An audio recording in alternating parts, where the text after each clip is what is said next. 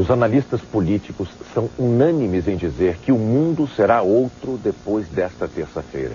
O ministro das Relações Exteriores do Brasil, Celso Laffer, disse que a situação é de gravidade única, de consequências ainda imprevisíveis. É um episódio decisivo.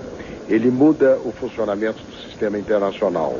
Ele coloca as sombras da incompreensão no centro da vida mundial.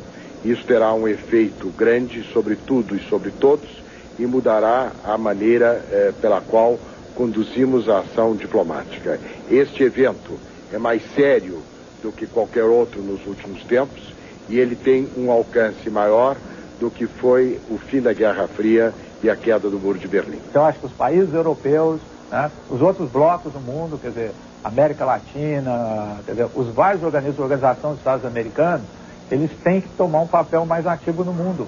Ou seja, o mundo deve ter uma descentralização de poder. Essa é uma questão que pode ser feita até a médio prazo. A curto prazo, os Estados Unidos vai mudar completamente o seu sistema de vigilância interna. Eu acho que haverá pelo menos 3 respostas.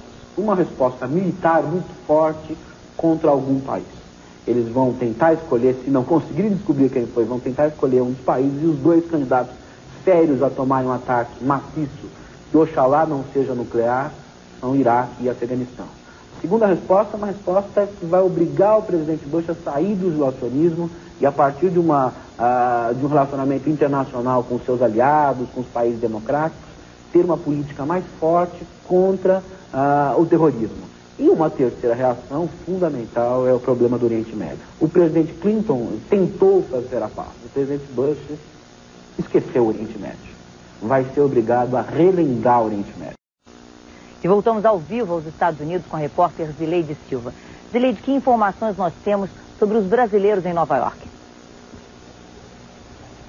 Fátima, o governo brasileiro informou que 10 empresas brasileiras tinham escritórios nas torres do World Trade Center. Muitos brasileiros eram funcionários de corretoras. Essas imagens são de Nova York agora à noite, imagens ao vivo. E esses funcionários brasileiros se concentravam principalmente no 25º e no 107º andar das torres. Brasileiros que não conseguiram chegar ao trabalho ligaram para a redação da Rede Globo aqui em Nova York.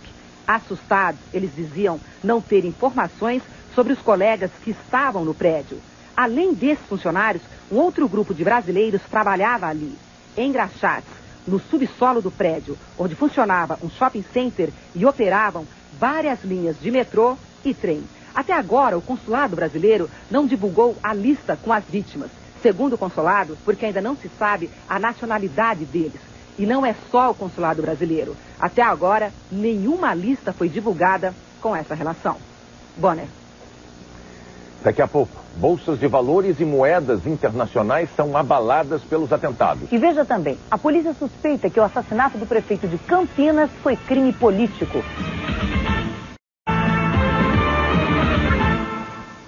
Está pronto o relatório da Comissão do Conselho de Ética que incrimina o senador Jader Barbalho no caso do desvio de dinheiro do Bampará.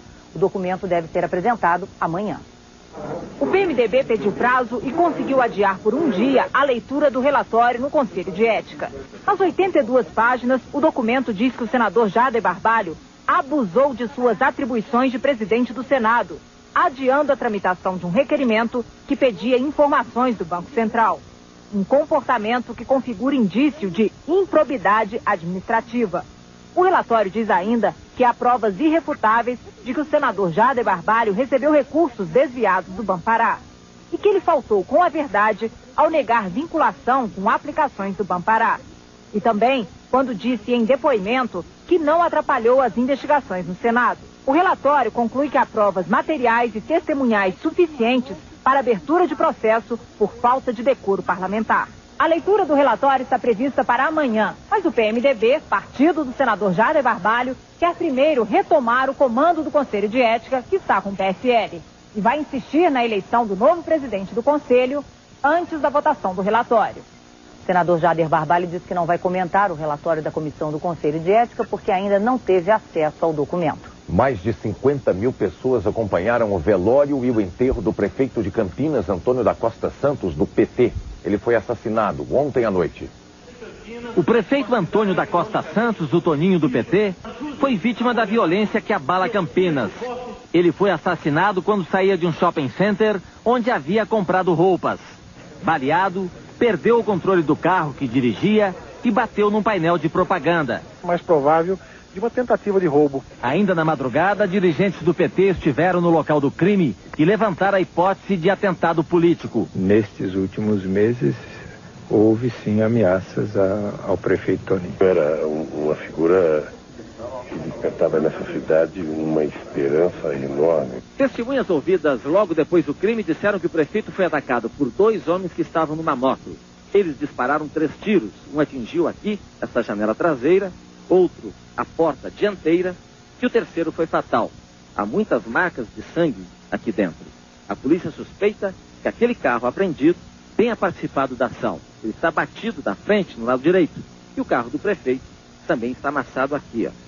É possível que ele tenha sido interceptado no caminho. A polícia está levantando várias hipóteses, né? Quer dizer, eu acho que é precipitado a gente estar colocando alternativas. O importante é que o caso há um empenho absoluto no sentido de esclarecer e prender os criminosos.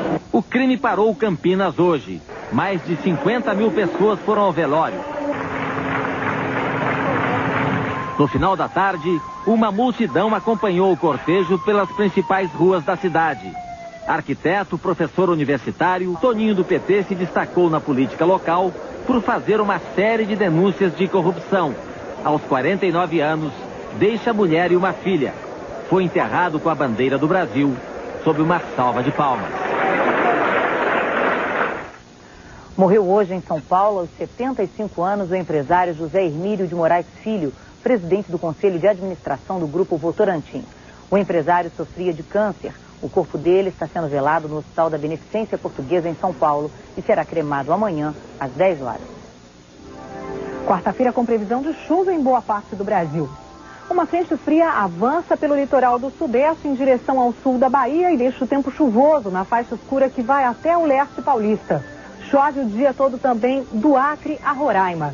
Sol nas outras áreas com chuva à tarde de Minas Gerais ao Amapá. A temperatura diminui no sul. Mínima de 8 graus em Curitiba e máxima de 37 em Palmas. Gustavo Kirsten foi eliminado na primeira rodada do torneio de tênis da Bahia. Guga enfrentou outro brasileiro, Flávio Sareta, de 21 anos. Depois de vencer com facilidade o primeiro set por 6-4, Gustavo Kirsten foi surpreendido. Sareta empatou o jogo com 6-2 no segundo set e acabou fechando a partida com 6-4 no terceiro. Voltamos com novas informações sobre os atentados terroristas nos Estados Unidos. Ao vivo, de Nova York, Zileide Silva diz como estão as investigações. Fátima, o FBI acaba de abrir uma página na internet pedindo para que as pessoas mandem informações que possam levar aos autores desses atentados. A CIA e o FBI não têm nenhuma pista concreta até agora. Esta é a informação oficial. Mas funcionários do Pentágono disseram hoje cedo que tinham informações do envolvimento de Osama Bin Laden. Segundo eles, só o bilionário saudita teria ousadia e recursos suficientes para organizar uma série de atentados como esses. O exército americano está em alerta máximo e, se for necessário, pronto para agir. Agora há pouco, a agência de notícias espanhola EP diz que um grupo chamado Exército Vermelho Japonês teria assumido a autoria do atentado. Um integrante do grupo telefonou para um jornal na Jordânia, dizendo que era uma retaliação aos ataques nucleares a Hiroshima e Nagasaki em 1945. E apesar da sede do FBI ser em Washington, toda a investigação sobre essa série de atentados será conduzida pelo escritório do FBI aqui em Nova York.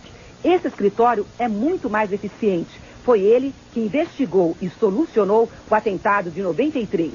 E agora há pouco a empresa aérea American Airlines informou que todos os aviões dela que estavam desaparecidos já foram localizados. Bonner.